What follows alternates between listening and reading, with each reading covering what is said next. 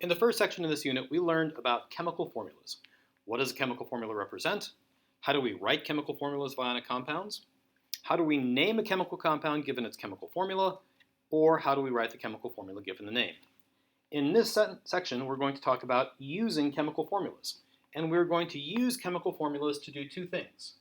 One, to count molecules and formula units. And two, to determine what's called the percentage composition by mass. But first, let's do a little bit of review from earlier in the course. What is the mass of 1 mole of carbon atoms? Well, you may recall that the mass of 1 mole of an element in grams is defined as the molar mass. And the molar mass of carbon, which we obtain from the periodic table, is 12.01 grams per mole of carbon. That is, 1 mole of carbon has a mass of 12.01 grams. What can we do with the molar mass of carbon? Well, you recall that we use the molar mass as a conversion factor to convert between mass of carbon and moles of carbon. So let's do some review. How many moles of carbon are in 5.69 grams of carbon? Well, if I give you a sample of carbon that has a mass of 5.69 grams, I know I can simply take that mass divided by the molar mass, 12.01 grams per mole. Grams cancel grams, and I obtain 0.474 moles of carbon. Or I could ask, how many atoms of carbon are in that many moles of carbon? Well, you'll recall that the conversion factor that relates moles to atoms is Avogadro's number. So I could simply take that 0.474 moles of carbon and multiply by Avogadro's number, 6.022 times 10 to the 23rd, atoms per mole of carbon. Moles cancel moles, and that gives me 2.85 times 10 to the 23rd atoms of carbon. Or I could ask the question, what is the mass in grams of a specified number of atoms of carbon? You'll recall we can't do that with a single conversion factor. We need to go first from atoms of carbon to moles of carbon using Avogadro's number, and then convert from moles of carbon to grams of carbon using the molar mass. And we set this up in the following way. 1.786 times 10 to the 24th atoms of carbon over Avogadro's number of atoms of carbon per mole. Atoms cancel atoms, and I'm left with moles of carbon. And then I simply multiply that by 12.01 grams of carbon per mole of carbon. Moles of carbon cancel moles of carbon, and I obtain 35.6 grams of carbon. All of this is review from the end of chapter 3, which we covered earlier in the course. Now, one important point is that everything we did in that unit dealt with atoms of a pure element. But now we're going one step further to deal with chemical compounds. Let's consider the molecular compound methane that has a formula CH4. Okay?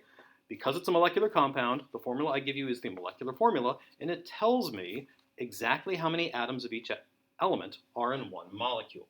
One molecule of methane consists of 1 atom of carbon plus 4 atoms of hydrogen. But what's the mass of 1 mole of methane? Well, the formula tells us not only that 1 molecule of methane consists of 1 carbon atom and 4 hydrogen atoms, but that 1 mole of methane consists of 1 mole of carbon plus 4 moles of hydrogen. So if I want to calculate the mass of 1 mole of methane molecules, I will simply take 1 mole of carbon, which is 12.01 grams, plus 4 moles of hydrogen, which is 4 times the molar mass of hydrogen, 1.008 grams, and that equals 16.04 grams of methane equals 1 mole of methane. This is called the molar mass of methane. The molar mass is defined as the mass in grams of 1 mole of the compound.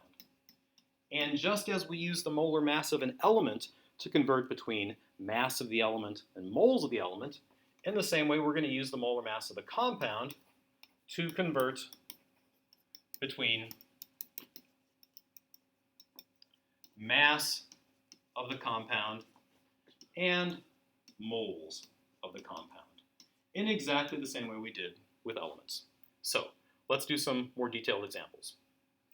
These are called quantity conversion problems because I'm converting from one quantity to another. And let's start with an example. Let's start with the molecular compound glucose, which has the formula C6H12O6. Again, this molecular formula tells me that one molecule of glucose consists of 6 atoms of carbon, 12 atoms of hydrogen, and 6 atoms of oxygen. To calculate the molar mass of glucose, I will simply take the molar mass of each element present in the formula, multiply it by the subscript, and add them together. So the molar mass is 6 times the molar mass of carbon, plus 12 times the molar mass of hydrogen, plus 6 times the molar mass of oxygen, to give me 180.16 grams per mole of glucose. It's not necessary to include the units in your work when you're calculating molar masses, because that would be extremely tedious, but you do need to include the unit on your final answer. Now, suppose I give you 5 grams of glucose, and I want to know how many moles that is. Well, just as we did before, we will use the molar mass as a conversion factor. So I'll take the mass of glucose given, I'll just abbreviate it GLU if that's okay. I'll divide it by the molar mass, 180.16 grams per mole. Grams cancel grams, and that gives me 0.0278 moles of glucose. How many molecules of glucose are in that sample of 5 grams? Well, I just calculated the number of moles, so I can take my moles of glucose, 0.0278 moles of glucose, and multiply by Avogadro's number, 6.022 times 10 to the 23rd. But now that I'm dealing with a molecular compound, the unit in the numerator is not atoms, it is molecules. So molecules of glucose per 1 mole. Moles of glucose cancel moles of glucose, and I get 1.67 times 10 to the 22nd molecules of glucose. Or, in what is probably one of the more complicated problems in this unit, actually no, we haven't gotten to that yet, this is still pretty straightforward. What is the mass of 3.25 times 10 to the 22nd molecules of glucose? Well, again, I can't go directly from molecules to grams. I first have to go from molecules to moles, and then from moles to grams. So I'll take the number of molecules of glucose, divide by Avogadro's number of molecules per mole.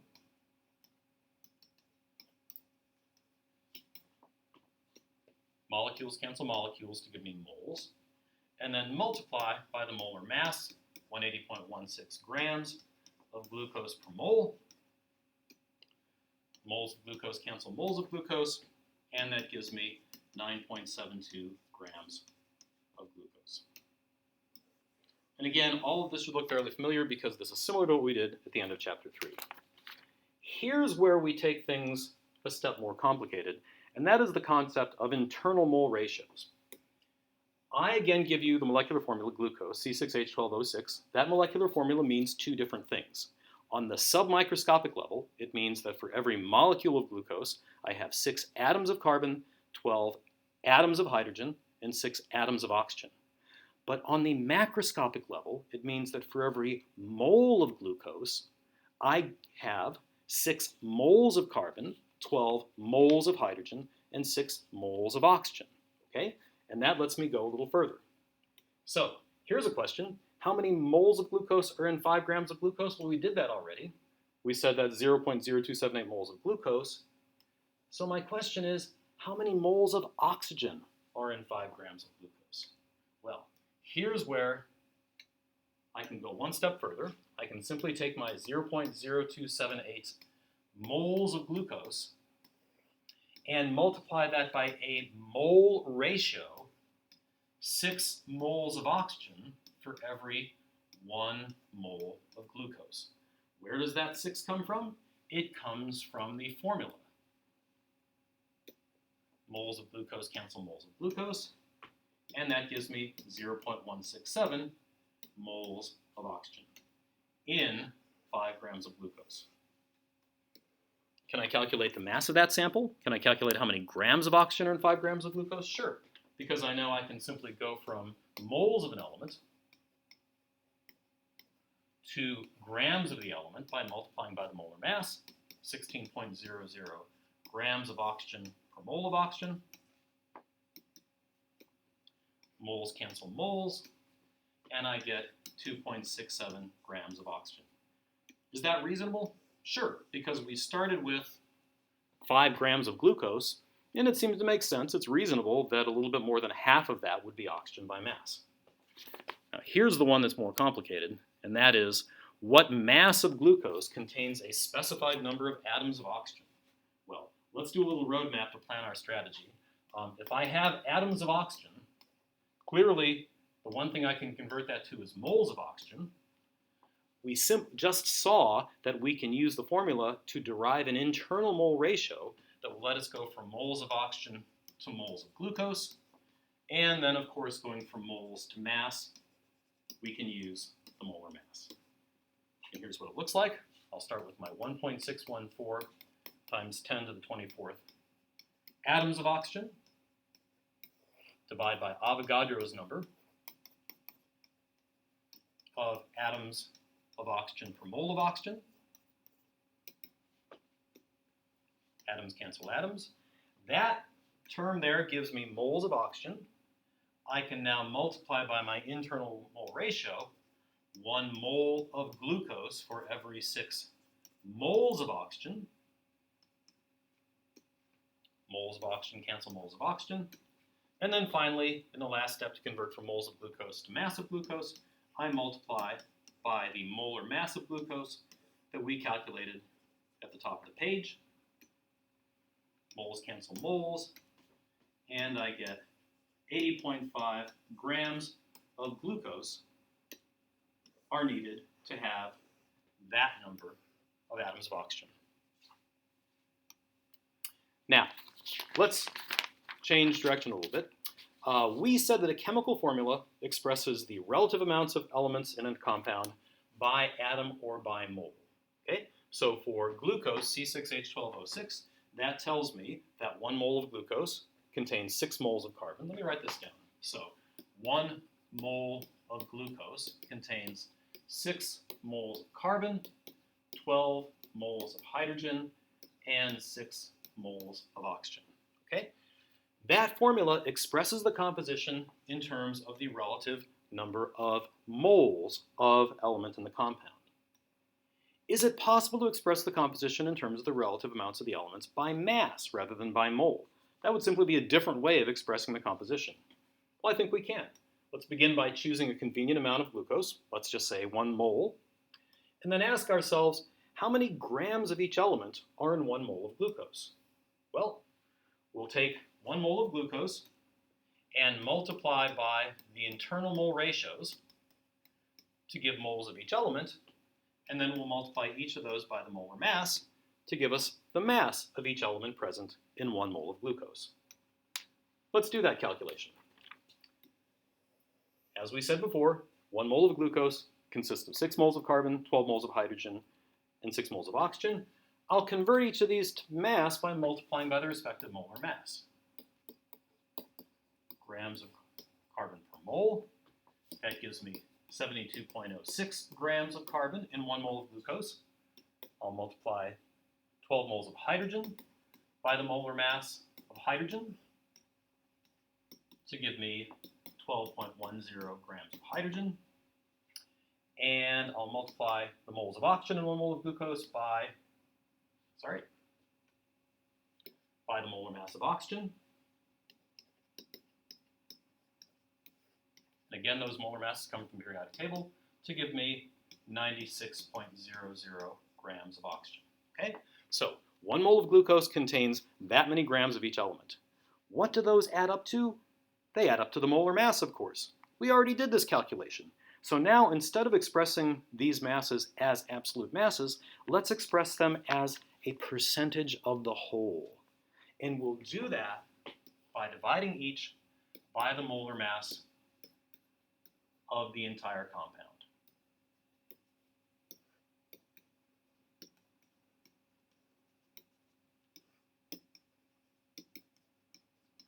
And to turn these into percentages, we'll multiply each by 100.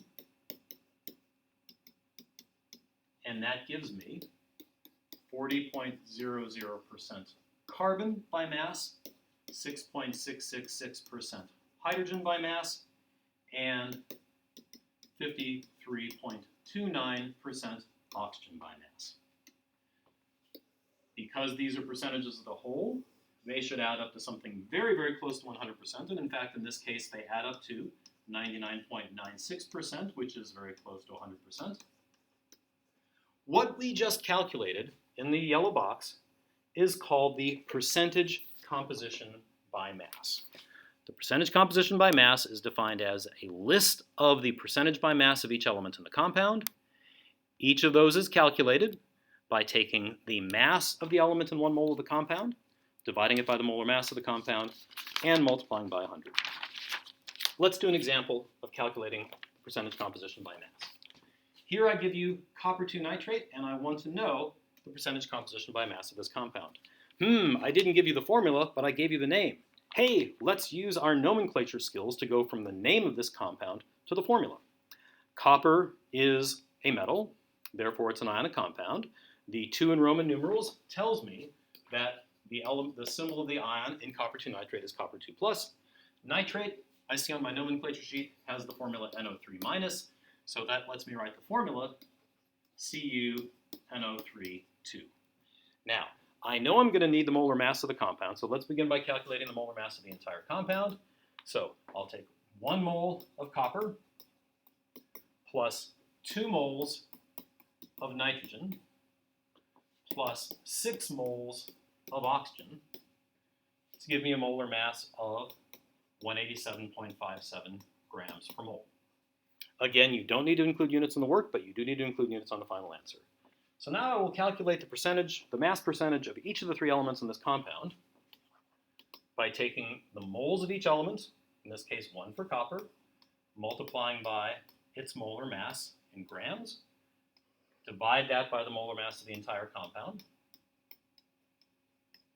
Notice I'm including units of grams, and multiply by 100. For nitrogen, I'll take 2 times the molar mass of nitrogen, divide that by the molar mass of the entire compound, multiply by 100, and 6 times the molar mass of oxygen, divided by the molar mass of the entire compound, times 100. And keeping 4 significant figures, that gives me 33.88% copper, 14.94% nitrogen, and 51.18% oxygen. Again, what we've just calculated is called the percentage composition by mass of this compound copper 2 nitrate. It specifies the mass percentage of each element present in the compound. And always check, and these in fact add up to exactly 100.0%. So the question is, what can you do with this? Okay, well, I can use each of these mass percentages as a conversion factor to relate the mass of an element within a sample of the compound to the mass of the entire compound. Keep in mind, percent literally means out of 100, so each of these percentages tells you how many grams of that element are present in 100 grams of the compound. If I give you 100 grams of copper 2 nitrate, I'm giving you 33.88 grams of copper, 14.94 grams of nitrogen, and 51.18 grams of oxygen. So, suppose I give you 250.0 grams of copper 2 nitrate, actually 250 grams, and I want to know if I were to extract all of the copper out of that, which I can do very easily in the laboratory, that's not a hard experiment, how many grams of copper would I get? Well, I'll start by writing down what I'm given, 250 grams of copper 2 nitrate. and I use the fact that this compound is 33.88% copper by mass to write a conversion factor, 33.88 grams of copper per 100 grams of copper 2 nitrate. Grams of copper 2 nitrate cancel grams of copper 2 nitrate, and I get 84.7 grams of copper. That's a really useful thing to be able to do. Or I could go in the other direction. I could ask the question, what mass of copper 2 nitrate contains 10.0 grams of nitrogen? Well, now I'm starting from a different point. Instead of starting with the mass of the compound, I'm starting with the mass of an element within the compound, and I want to know how much of the compound will contain that. No problem. I'll simply start by taking my 10.0 grams of nitrogen. Always start with what you're given. And now I want a fractional conversion factor that will have grams of copper 2 nitrate in the numerator and grams of nitrogen in the denominator. What number goes with grams of nitrogen? Well, obviously, the percentage by mass, 14.94 grams of nitrogen in 100 grams of copper 2 nitrate. Grams of nitrogen cancel grams of nitrogen, and that gives me 66.9 grams of copper 2 nitrate to contain 10.0 grams of nitrogen. Okay, on our final slide, let's summarize the quantity conversion calculations that we can do using compounds instead of elements. If I give you the mass of a compound, and I want to calculate the number of moles, I divide by the molar mass, or moles to grams, I multiply by the molar mass. If I give you the moles of the compound and I want to know how many molecules, or formula units, if it's an ionic compound, Fu stands for formula unit, I multiply by Avogadro's number of molecules or formula units per mole, or to go from molecules or formula units to moles, I divide by Avogadro's number. But now we can go one step further. Watch this. If I want to go from moles of the compound in the center to moles of an element within the compound, or vice versa, I'm going to use the internal mole ratio. Okay? Now, if I want to go from moles of the element on the compound to atoms of the element, of course I can multiply by Avogadro's number, or vice versa, divide by Avogadro's number. On the far right, if I know how many molecules of a compound I have, and I want to know how many atoms of an element I have in the compound, I can use an atom ratio, which is numerically equal to the mole ratio, except instead of moles of element per mole of compound, it's atoms of element per molecule of compound. If I want to go from moles of the element to mass of the element in the compound, I divide by the molar mass. Or if I want to go from mass of the element in the compound to moles, I multiply by the molar mass. And then finally, how do I interconvert between mass of a compound and mass of an element within the compound? Just like I did on the previous slide, I'm going to use the percent by mass. Okay, in the next video we will talk about how we actually determine a formula experimentally.